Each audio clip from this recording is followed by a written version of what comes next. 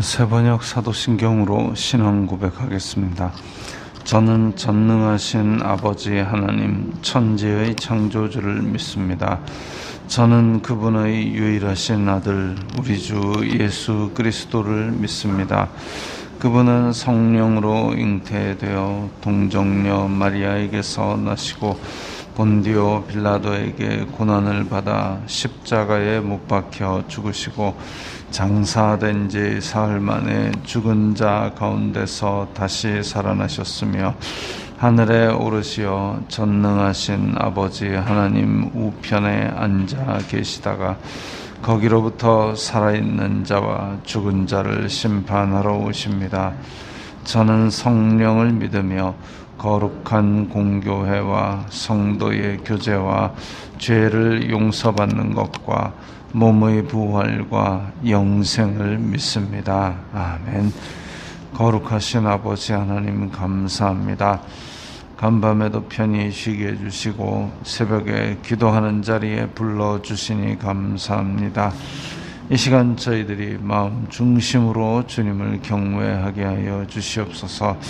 예수님 이름으로 기도드리옵나이다. 아멘. 찬송가 268장입니다. 찬송가 268장입니다.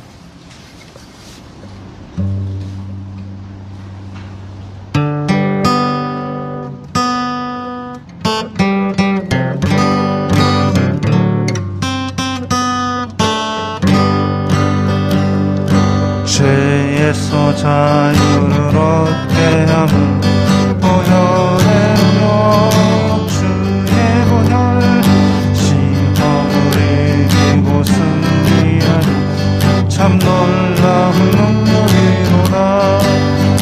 주의 보혈을 능력도다. 주의 피 믿고 주의 보혈 매우 귀중한 피보다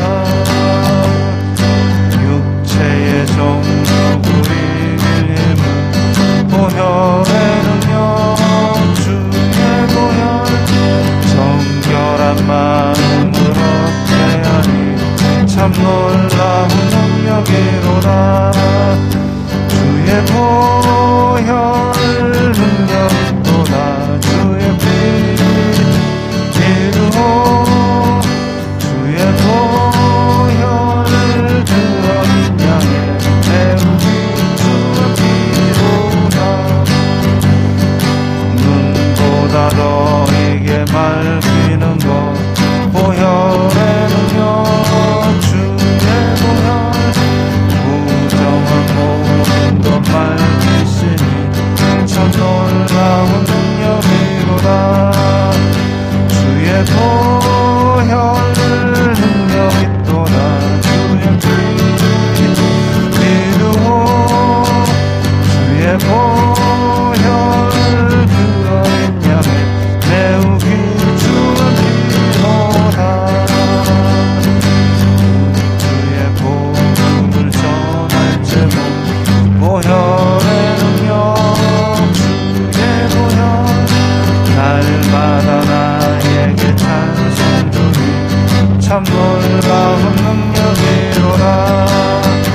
주의 보혈 능력 있도다.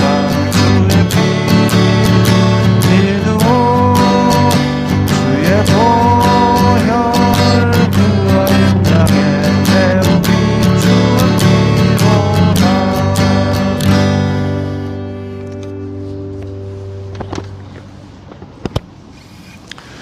오늘 말씀은 요한복음 8장 1절부터 11절까지의 말씀입니다.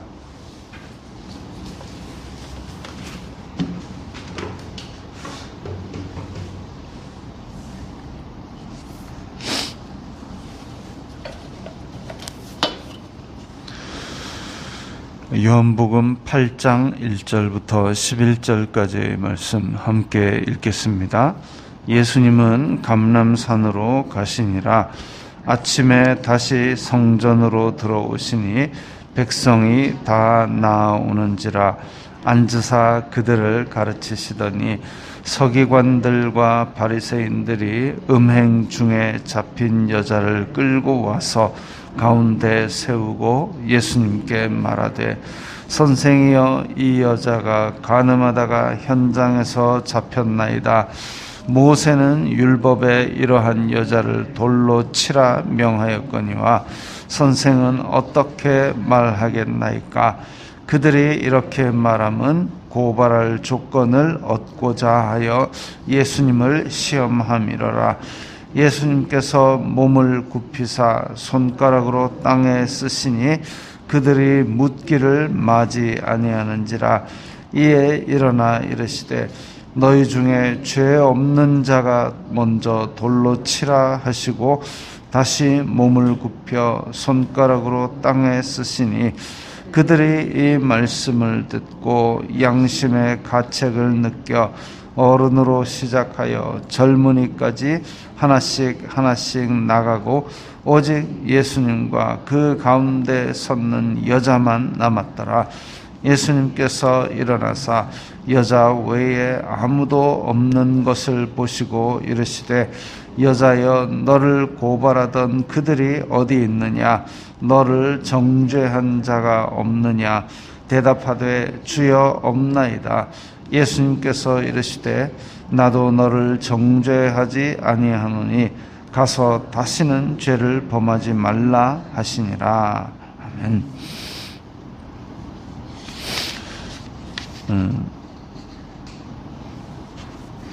예수님께서 감람산으로 가시니라 이랬습니다. 예루살렘에 계셨을 때에 감람산이라면은 이제 예루살렘에서 동쪽 건너편, 지금 겟세마네에 있는 저 언덕이 이제 감람산으로 불립니다. 감람산으로 예수님께서 뭐 하러 가시겠습니까? 기도하러 가시는 거죠. 감람산으로 가시고 아침에 다시 성전으로 들어오시니 자세한 숙소 얘기가 없습니다. 어쩌면 예수님께서는 그냥 감람산에서 거의 밤새 기도하시고 다시 아침 되면은 성전에 들어오시고 그렇게 하셨을지도 모르겠습니다. 성경 전체적으로도 크게 어색하지 않은 맥락이죠. 다시 말하면 예수님께서도 하나님의 아들이시고 능력 많으신 예수님께서도 날마다 이렇게 밤이 맞도록 기도하시고 또 새벽 일찍부터 기도하시고 기도와 금식이 아니면 이런 일이 나갈 수가 없는 것이죠. 자, 이렇게 예수님께서 다시 들어오시니까 그 가르침에 놀라는 백성들은 다시 예수님 앞으로 나옵니다. 이렇게 예수님께서 성전에서 가르치시고 또 기도하시고 이런 모습을 보여주셨는데, 그런데 서기관들과 바리새인 대제사장들은 심지어는 잡으라고 보낸 하인들도 감동하는 그런 가르침을 직접 접하는데도 불구하고, 그럼에도 불구하고 죽일 생각밖에 안 하고 미워할 생각밖에 안 하고 있는 거죠. 어쩌면 우리가 놓치는 가르침들이 다 그런 것일 수도 있습니다. 자, 어쨌든 예수님께서 가르치고 계신 데에 가르치는 이 맥락과 관계없이 서기관들과 바리새인들이 난입을 합니다. 그냥 뚫고 들어와 가지고 음행 중에 잡힌 여자를 끌고 왔다. 이것도 참 큰 이벤트죠. 왜냐하면 하나님께 예배하고 제사하는 명절 끝날 이런 예루살렘에 모이는, 그것도 전국 각지에서 사람들이 많이 모였는데 어떻게 이 와중에 간음을 하다가 현장에서 잡힐 수 있을까? 어떻게 이 명절, 큰 명절에 사람들 많은 곳에 간음을 했을까? 참 그것도 참 황당한 일인데, 그걸 이제 잡히면 유대인들 사회에서는 거의 매장되고 돌로 쳐 죽인다 이러는데도 그 가운데도 이렇게 죄를 짓는 사람들이 있다는 거죠. 근데 어쩌다가 여자만 이렇게 잡혀가지고 끌려왔습니다. 서기관들과 바리새인들이 자기 하인들더러 예수님을 잡아오라 이랬더니 오히려 더 감동을 해버리고, 그래서 이제 자기네들이 직접 예수님을 함정을 걸어 넘어뜨리려고 합니다. 그래서 선생이요, 이 여자가 간음하다 현장에서 잡혔습니다. 그러고 질문하는 게 아주 사악합니다. 모세는 이 여자를 돌로 치라 그랬는데 선생은 뭐라 하겠습니까? 이게 오목으로 치면 삼삼이죠. 이리 막아도 저리로 공격을 해버리면 끝나버리는. 그래서 모세의 말대로 돌로 쳐 죽여라 이렇게 하면 일단 인정사정 없고 잔혹한 사람이다. 그 다음에 로마의 권한도 없이 함부로 사람을 죽이라 한다. 이렇게 잡아넣을 수 있고, 그 다음에 아니 이 여자를 용서해줘야 된다, 살려야 된다라는 순간 모세의 율법하고 완전히 척을 지게 됩니다. 그러니까 이러지도 저러지도 못할 함정을 파놓고 지금 공격을 한 거죠. 근데 예수님께서 6절에 보니까 몸을 굽히사 손가락으로 땅에 쓰시니, 뭘 쓰셨는지 알 수가 없습니다. 근데 어떤 사람들은 땅에다가 뭐 이렇게 주변에 둘러선 사람들, 뭐 김철수 너는 어디서 훔쳤지, 뭐 박철수 너는 뭘 했지, 이렇게 글로 쓰셨다라는 설을 얘기를 하는데, 우리나라나 세종대왕 덕분에 글을 잘 알지, 그때 당시에 2000년 전에 이스라엘 땅에 이건 뭐 거의 다 문맹이라고, 거의 다 글을 못 읽는다고 보시면 됩니다. 그런 상황 가운데서 그 멀리 떨어진 땅에 몇 마디 썼다고 해서 아이고 저게 내 죄네 이렇게, 그건 저는 아니라고 생각을 합니다. 근데 예수님께서 땅에 무엇을 쓰셨는지 성경은 이야기하고 있지 않는데 참 궁금합니다. 하늘나라 가면 몇 가지 물어볼 게 있는데 그 중에 하나가 이겁니다. 땅에 뭐라고 쓰셨어요? 그렇게 땅에 쓰시는 그 시간을 못 참고 지금 바리새인들이 아이 예수님 빨리 대답 좀 해보세요. 들들들 볶습니다. 그냥 자기네들이 지금 이러지도 저러지도 못하는 함정을 팠으니까 이건 뭘 해도 우리가 이긴다 싶으니까 그냥 기세를 몰아서 들들들 볶는 거죠. 근데 잘못하면은 예수님과 이 여자가 동시에 돌로 맞게 생기기도 하고, 아니면 이긴다 할지라도 어쨌든 예수님은 유대인들이 이 신주단지 같이 모시고 있는 이 율법을 척을 지든지 뭐 하여튼 지금 복잡한 상황입니다. 예수님께도 복잡한 상황은 아니었겠죠. 예수님께서 이 질문을 딱 듣고, 모세는 이랬는데 선생은 어떻게 하겠습니까? 이 얘기 딱 듣자마자 아이고 요것들 봐라, 속으로 그러셨을지도 모르겠습니다. 이걸 함정이라고 파놨나. 그랬는데 예수님께서 이제 하도 들들 볶으니까 어쩌면 이제 그것 때문에 유대인들이 더 관심을 갖고 잔뜩 앞으로 몰려들었을 수도 있습니다. 예수님께서 너희 중에 죄 없는 자가 돌로 치라.